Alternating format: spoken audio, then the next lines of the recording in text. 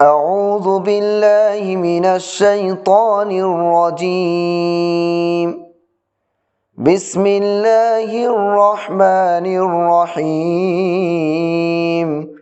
آمن الرسول بما أنزل إليه من ربه والمؤمنون كل آمن بالله وملائكته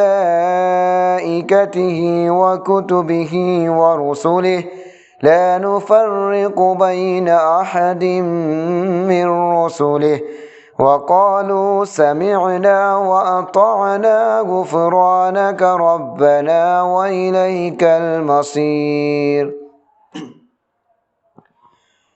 لا يكلف الله نفسا إلا وسعها لها ما كسبت وعليها ما اكتسبت ربنا لا تؤاخذنا إن نسينا أو أخطأنا ربنا ولا تحمل علينا إصرا